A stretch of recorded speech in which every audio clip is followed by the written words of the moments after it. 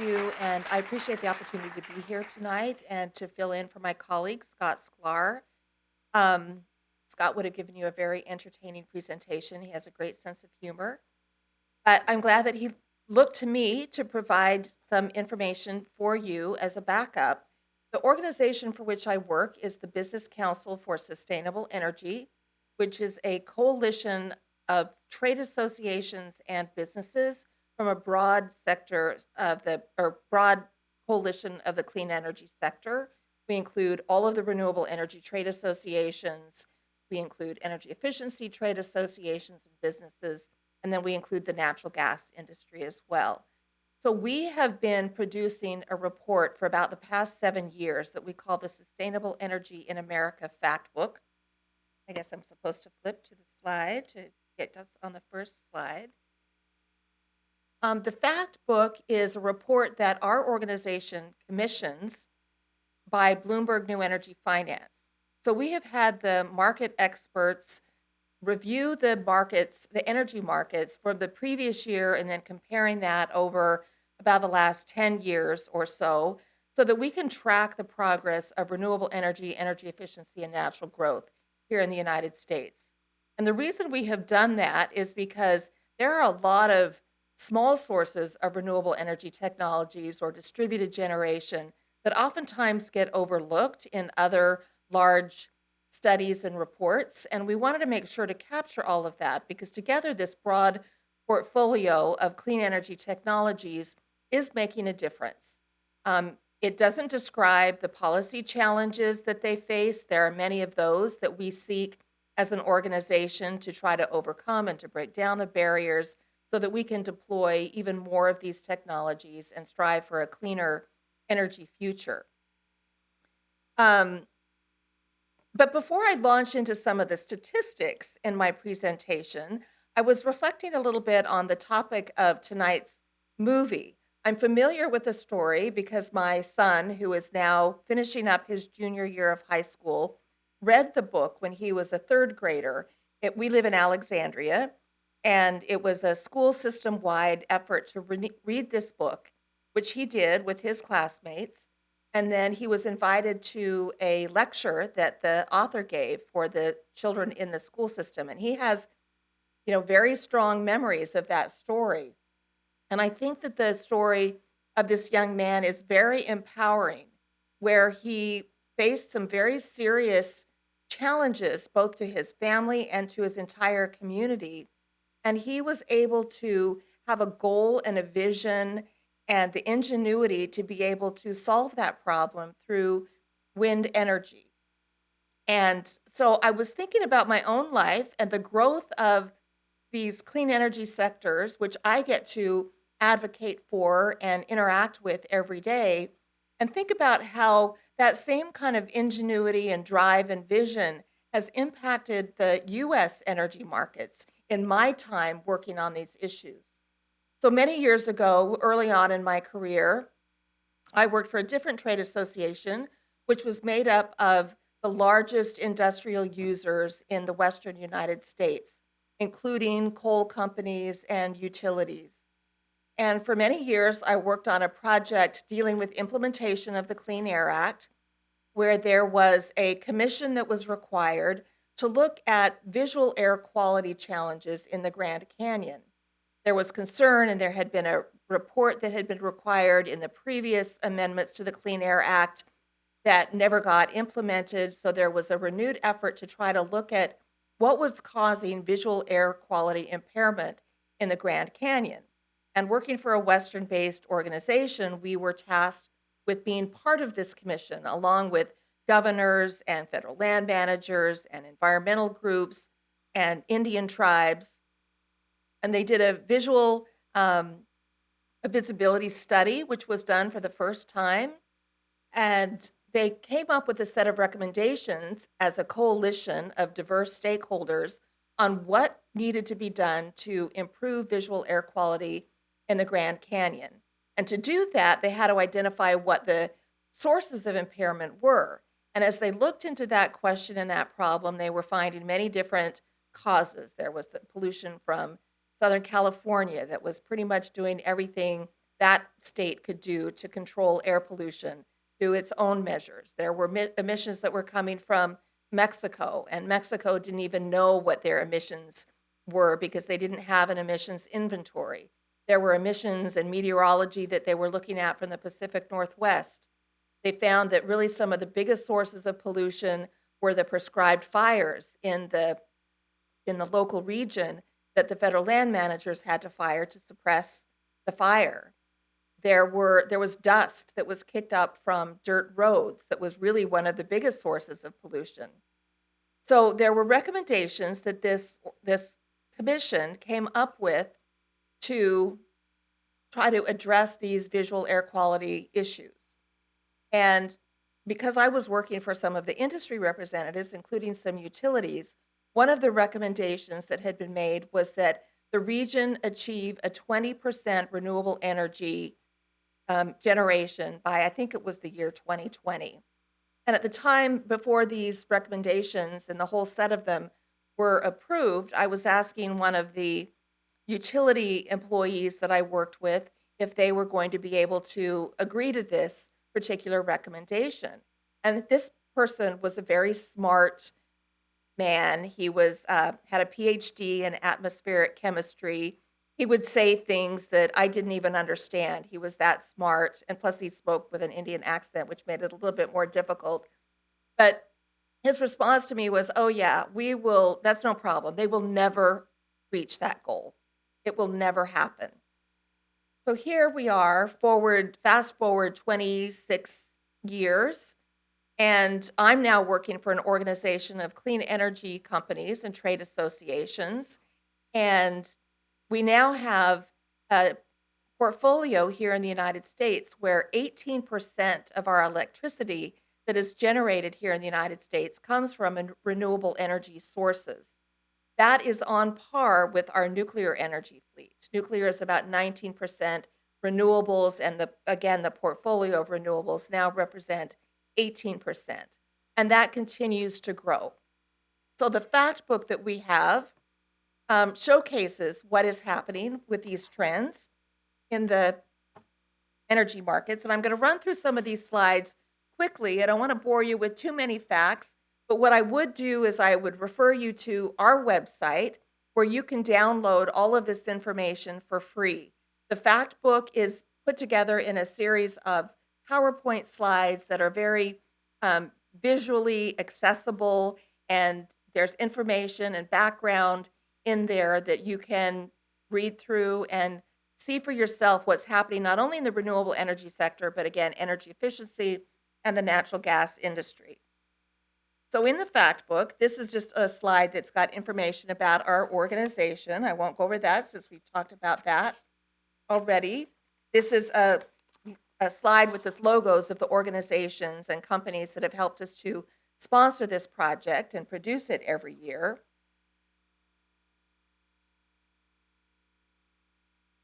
That's not forwarding, Brandon. I press something to lock it.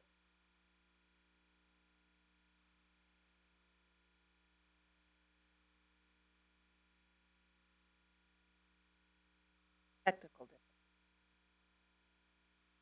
I just forward it this way.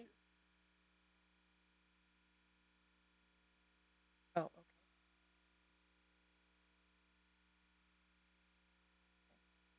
What am I doing here? Oh, okay. I gotcha. Good thing Brandon is here. So this is a slide that gives information on our sister organization, which is called the Clean Energy Business Network. And this is an organization of about 3,000 small to medium-sized businesses here in the United States from the same group of energy industries that we represent. And because they're small to medium-sized, these are kind of the innovators in this space. They're doing a lot of really great work, a lot of them with help and funding from the Department of Energy, but they're doing work in a lot of different places and making a huge difference. And we like to say that together our two organizations represent, I think all but maybe 5 congressional districts across the country. So this just kind of gives you an idea of the scope of the energy companies in the clean energy space here in the United States.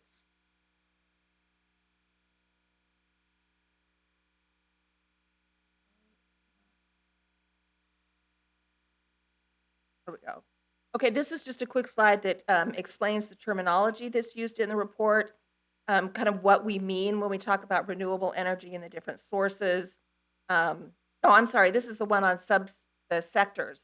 So talking about the types of information that you can find from the fact book. There's information on the financing of these technologies. There's facts on the deployment, how much is being deployed in the United States, and also the economics. So you can see how they compare in price from one technology to another.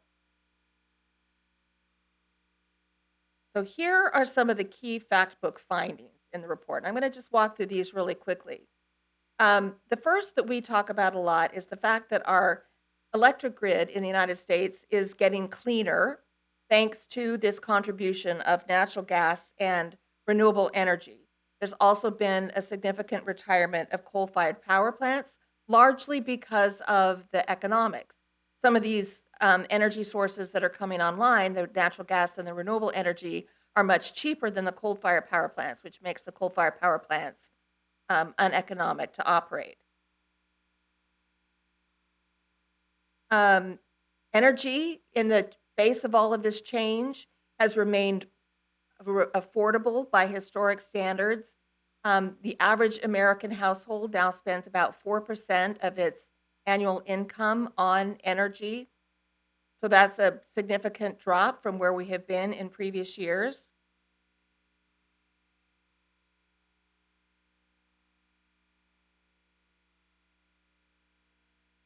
We also track the increase in electric vehicle sales that are increasing over time. We actually, within our membership, represent all different types of alternative fuel vehicles. So there's many more than just the plug-in electric vehicles. There's also fuel cell electric vehicles. There are natural gas vehicles. There are using some of the natural gas vehicles using renewable natural gas, which is, I think, an interesting emerging area. There are also propane vehicles, which we don't track in the fact book, but we have members that produce the propane that operate the propane vehicles, which is a large segment of the alternative fueled vehicles in the United States. So in the face of all these changes, which we see as being positive, there have been some things that we are watching from this past year's report that are a bit of a concern to us. One that we just want to keep track of. It's something notable that we want to keep track of. Whereas in previous years, we have noticed a steep decline in our energy consumption because we're becoming much more energy efficient as an economy in the United States, where it used to be that as the economy grew, our energy consumption would grow on a parallel path. It was declining, where the economy would grow, but energy consumption would go down, which was largely due to energy efficiency standards and policies that were put in place. That changed a bit this year, where the energy efficiency improvements stalled. So we're just kind of keeping an eye on that to see what happens in future years. So overall energy consumption went up as a result of some of those changes. Again, something that we're going to keep an eye on in future years. That also meant, because our economy grew and some of the energy consumption went up, that our carbon dioxide emissions also rose. We were, seeing this great steady decline, but they have gone up over the past year. And this is an important point that we use a lot when we talk to policymakers. We think these facts that are in this fact book are important for them to understand so that as they're making policies, they have a sense of what the markets are doing so that they base their decisions in reality. And actually, we're finding that the policymakers want this information. We have been testifying, for example, at congressional hearings where senators specifically ask, what are the facts? And they want this information so that they can have the facts at their fingertips when they're making policy decisions. So that's encouraging. So here's some slides This first one about the decarbonization of the electric grid. This slide shows, it did.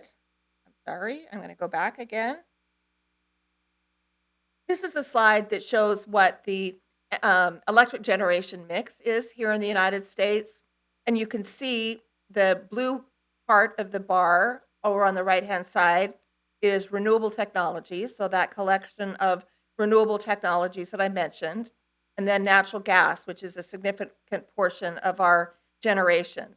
The orange section of that chart is the nuclear energy, which you can see is about on par with renewables. And then coal is at the bottom, and you can see that that's been declining over the past 10 years. So that's where we are with our generation mix.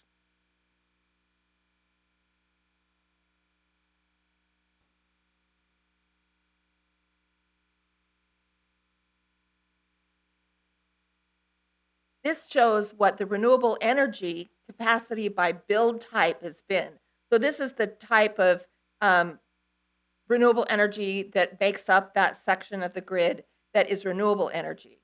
And you can see in the yellow section, which is the largest, that is solar energy, and in the blue, that's wind energy. So those by far have the largest market share over geothermal and hydropower.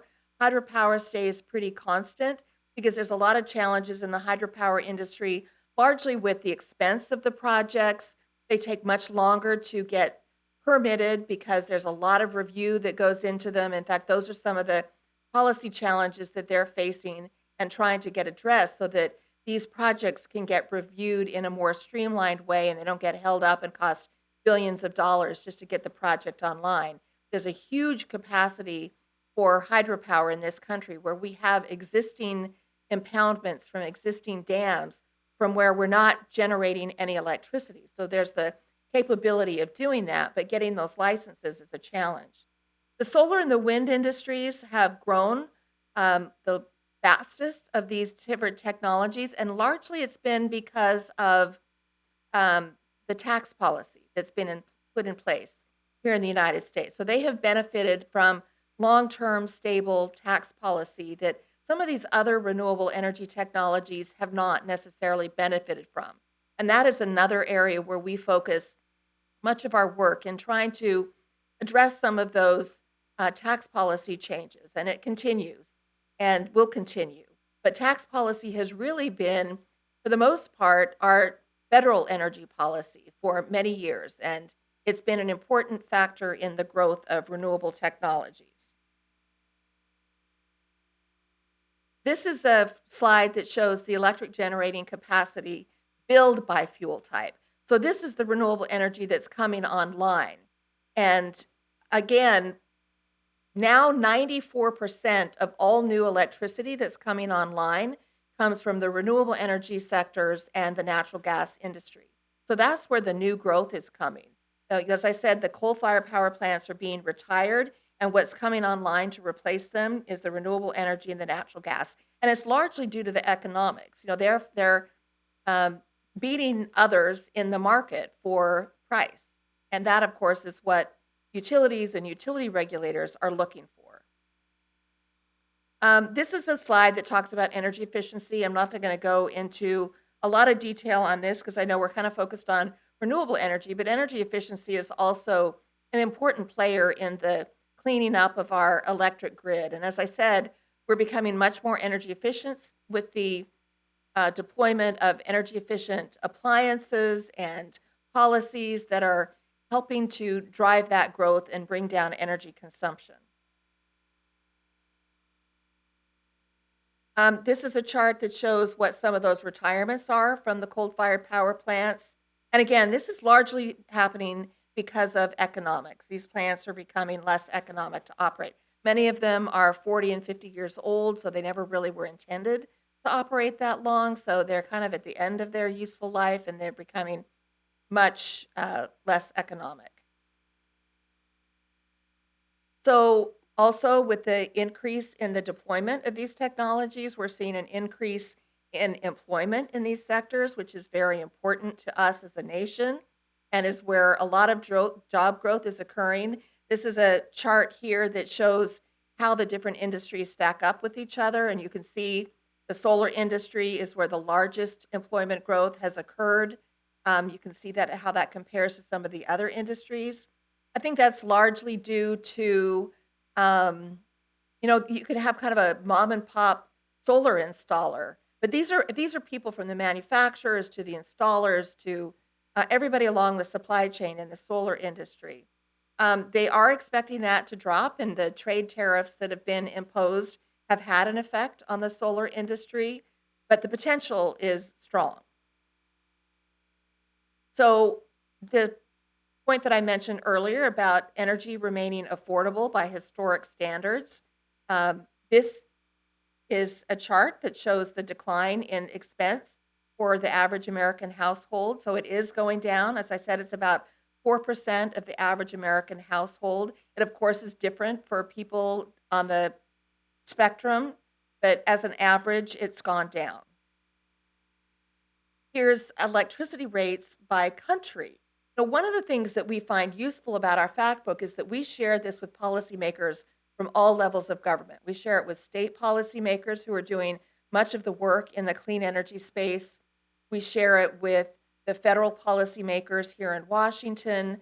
We share it on the international stage as well, because as an organization, since the inception of our organization back in the early 1990s, we have brought a delegation of U.S. businesses to every international climate change negotiation. And it's a way of showcasing the U.S. action in this area and that businesses can be a solution to the challenges around the world. And I've moved to, this is not the one I want. I'm sorry, I flipped the slide. But we use this information to share with policymakers overseas so that they can also have an understanding of what's happening with U.S. energy markets, because sometimes that gets lost in some of the political debate that we hear. So we capture that information, and they find it very helpful in the international arena.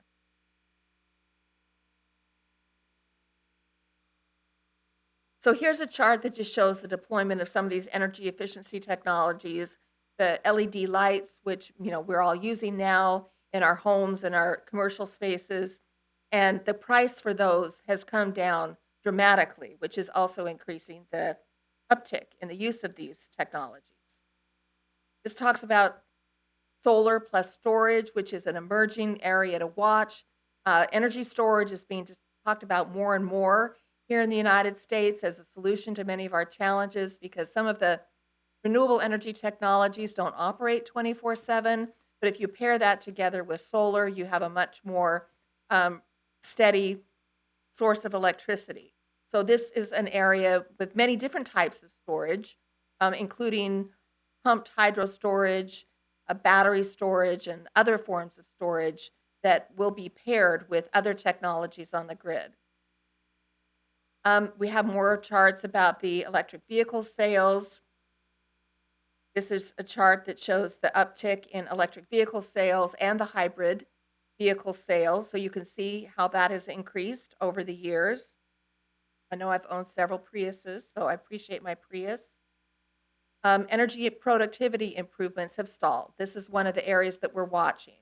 And you can see from this chart where the purple line over on the left-hand side, there's a little bit of an upturn in that line where, the blue line shows growth in gross domestic product over a period of years, and the purple line is energy consumption. So it had been declining for years, and then this last year there was a slight bit of an uptick.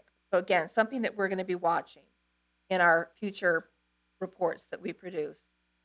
So energy consumption went up overall. This shows where energy consumption is occurring across the sectors, whether it's power, industrial, residential, that's where it's occurring. And then the CO2 emissions, which again is an important piece of the information that we share. This just shows what the U.S.